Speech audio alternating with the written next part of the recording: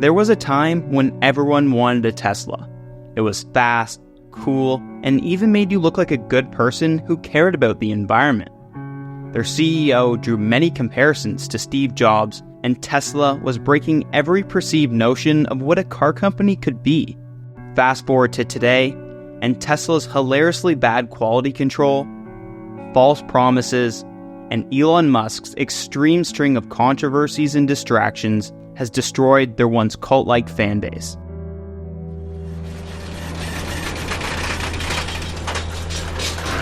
Something's wrong with your frunk.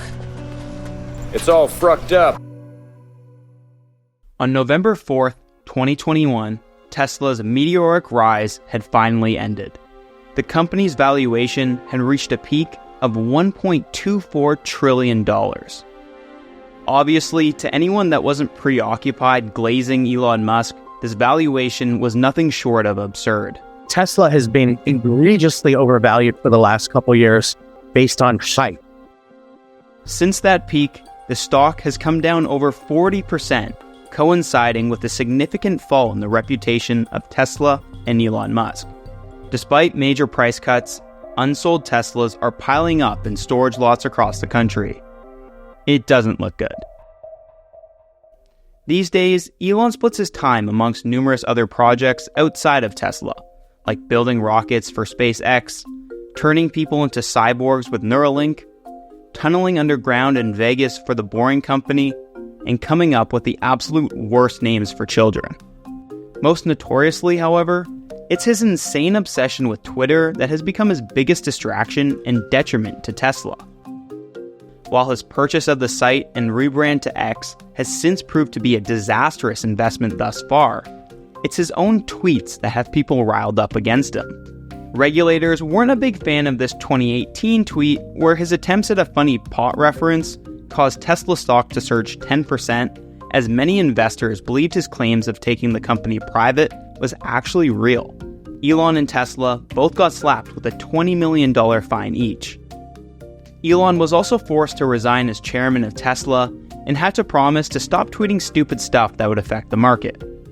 Of course, that didn't last long. His tweets continue to be routinely under SEC investigation for market manipulation, like claiming his own company's stock is overpriced, or the time he let Twitter decide if he should sell $20 billion worth of stock. Each time he gets in trouble, he promises to stop tweeting for a while, but without fail, he comes back, usually because he started a new feud with someone. Some favorites include teasing a cage fight and literal dick measuring contest against Mark Zuckerberg. This interesting picture meant to mock Bill Gates because he held a short position against Tesla stock, and Elon getting sued for calling a cave diver a pedo, simply because the diver had rejected his offer to use a Tesla submarine during the cave rescue of a young Thai soccer team. Yeah, that makes sense. Look, I know I sometimes say or post strange things, but that's just how my brain works. To anyone I've offended, I just want to say, I reinvented electric cars and I'm sending people to Mars in a rocket ship.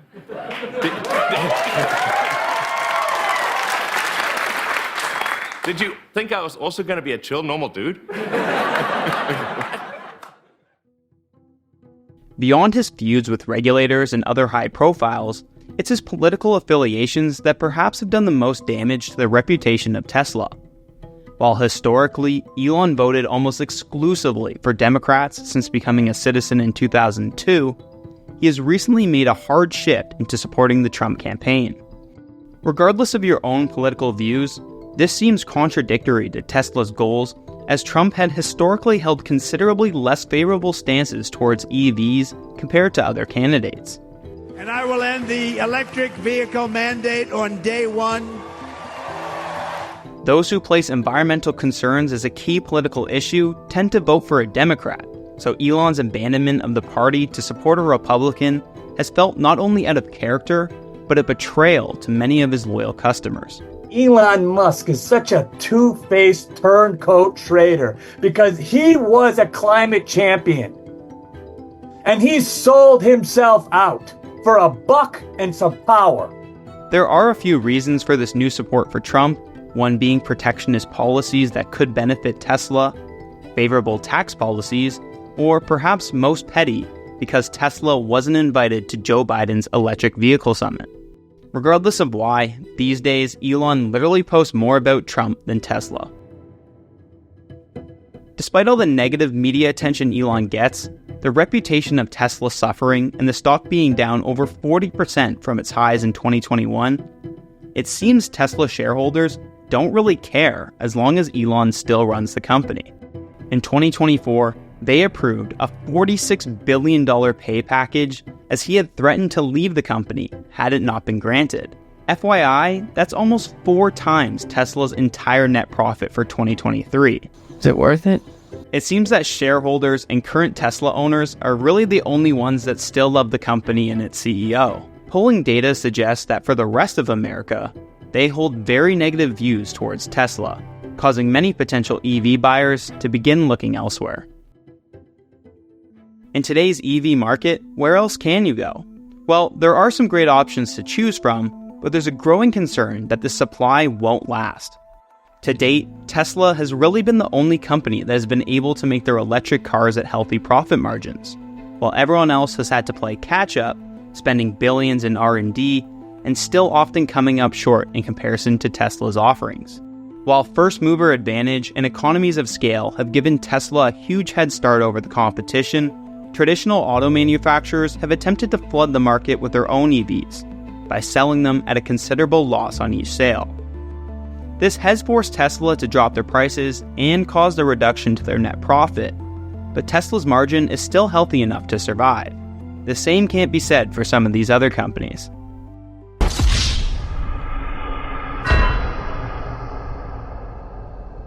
In a now tightening economy, many traditional car companies have become more concerned about their immediate finances instead of competing with Tesla in this EV race. Ford, General Motors, and other automakers are slowing investments in electric vehicles and doubling down on their more profitable gasoline cars and trucks. It's no surprise that the Tesla Model Y was the global #1 selling electric vehicle in 2023, but what is surprising is that of the rest of the top 10 selling EVs, 8 of them were from Chinese manufacturers.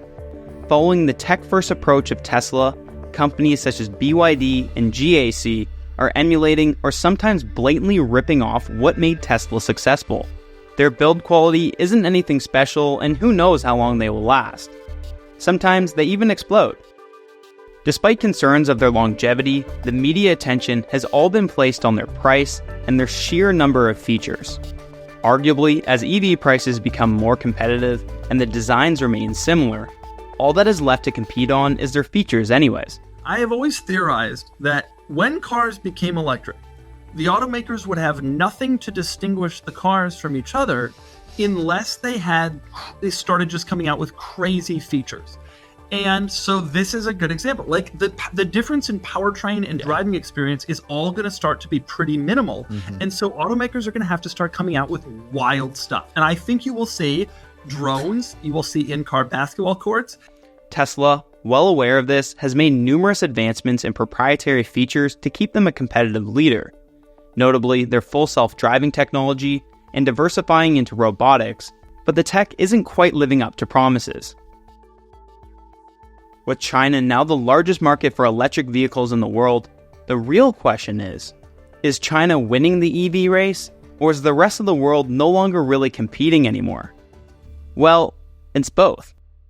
To support mass adoption of electric vehicles, you first need to have the infrastructure in place. China is miles ahead in that regard. The high sales of Chinese EVs are primarily the result of high demand within China. For the rest of the world, there's clearly been some changing attitudes towards EVs. It has been interesting to watch these brands push these EV targets, which I think in part were very heavily reliant on government subsidies to exist in the first place. Yep. You're also seeing weird global divergence because China is almost completely electric and the US is clearly not going to be. Europe doesn't have the infrastructure either and doesn't seem to have demand as well. So it's like, well, that's going to be an odd future too, where you have some markets that are fully electric and some markets that aren't. And it'll be very curious to see how this all shakes down, but it is very telling that a lot of these car companies are saying no. It's not as simple as to just say that there's less demand for electric vehicles. A more accurate statement is to say that EVs are still relatively expensive, so there's waning demand to pay that much for an electric car when you can find something more practical for a fraction of the cost. There aren't a lot of cheap EVs out there except for the Chinese ones, and protectionist policies like tariffs on their imports is going to significantly increase their cost to consumers.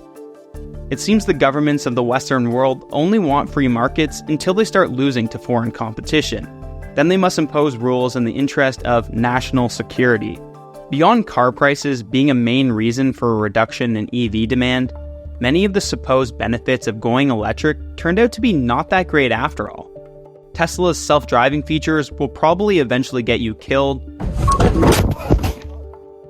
Superchargers have become breeding grounds for fights over long wait times, and the price to recharge has increased dramatically. The infrastructure in America simply doesn't make electric vehicles viable in many places. EVs are also an absolute nightmare to repair given their complexity, and some conspiracies have arisen over the ability of a third party to control or shut down the vehicle remotely. Even worse, the very notion that EVs are truly better for the world has been challenged, as the mineral mining required for battery production can be extremely problematic, as these mines can often be rife with child labor, immense pollution, and even slavery. Most articles on the subject will conclude that burning fossil fuels is still much worse than any of these problems EVs have now. Problematic mining practices can be resolved in due time. Regardless of these short-term problems, the real roadblock to mass adoption of EVs is our infrastructure. Some argue America is simply not ready for all cars to be electric just yet. Elon himself agrees. Now, I actually am not someone who would tend to sort of demonize oil and gas, to be clear. This is necessary right now, or civilization could not function. So I do think we actually need, and actually at this time, I think we actually need more oil and gas, not less. Mm-hmm. But simultaneously moving as fast as we can to a sustainable energy economy. The road to full EV adoption may be a little bit further away than what we all initially thought, but Elon Musk and the rest of Tesla, for all the hate that they get today, still truly did accomplish something incredible. EVs certainly have a lot of challenges to overcome, but their problems are solvable. Today, although EVs are not even close to the majority of cars on the road, Tesla has significantly moved the needle forward. Few companies dare to continually challenge the status quo like Tesla because with risk comes chances of failure. Maybe the Cybertruck wasn't exactly a home run, but innovation and risk-taking, especially with the side benefit of a cleaner Earth, is certainly worth encouraging. Without the hardworking men and women that built Tesla, electric vehicles could have been decades behind where they are now and remained as lame as the Prius was in the early 2000s. What the hell is this? It's my car. It's a Prius. I feel like we're literally driving around in a vagina. As long as EVs continue to become more mainstream, it's inevitable for Tesla to lose even more of their tremendous lead. Competition is good for all of us, and maybe even Elon himself would agree. His initial goal for Tesla was in the pursuit of achieving mass adoption of electric vehicles. He knows that doesn't happen without steep competition. Obviously, he would prefer to have Tesla remain at the top, but his company has at least laid the groundwork for accomplishing his original goal. If he truly cared that much about dominating the competition, he would devote 100% of his time to Tesla instead of splitting it up between shooting rockets into space and securing advertisers for a dying social media site. Tesla has routinely embraced or even arguably assisted the competition in keeping up, from open sourcing their patents or giving competitors access to the Tesla supercharger network. If Tesla still dominates the EV market in a decade, all while continuing to be run by a maniac that is despised by most people, that probably says less about Tesla and more about the sheer incompetence of other auto manufacturers. Criticism of Elon's antics is no doubt warranted. The damage he has done to Tesla's reputation is nothing short of reckless. Controversies and political affiliations aside, however, the story of Tesla is an incredible chapter in American automotive history. It doesn't mean you should feel obligated to praise a billionaire for his success, nor should you feel the need to buy any of his cars. At the very least, let's just be thankful that the supervillain with $250 billion, full control of free speech, and rockets destined to colonize Mars has his evil, highly profitable enterprise focused on making the Earth a little cleaner. In fairness, we could have got a whole lot worse.